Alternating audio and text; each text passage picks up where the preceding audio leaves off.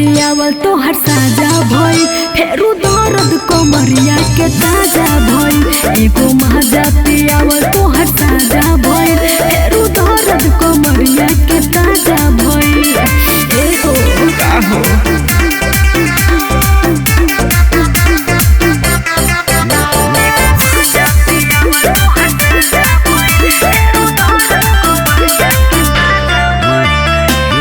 बहता पसीना सीना करे धक धक हो, होठवा से चुए तोहर मैंगो वाला रस हो।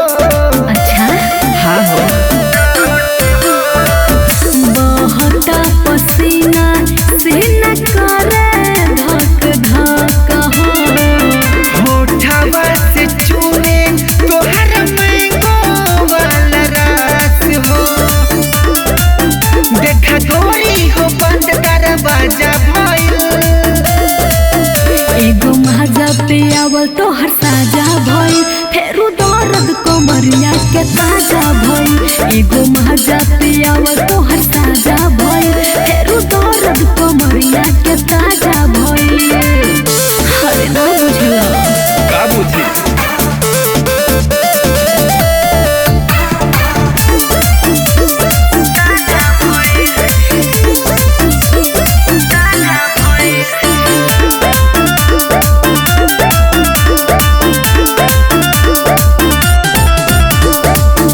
एक चीज खा के काहे नाही पेट भरे हो। देखिला जे तोहे मन लागेला हरे हो। अरे ना मनबो ना एक चीज खा के काहे नाही पेट भरे हो। देखिला जे तोहे मन लागेला हरे हो।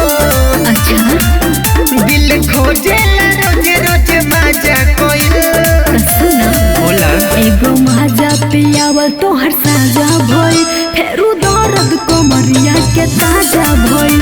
एगो माजा पियावल तोहर साजा भइल,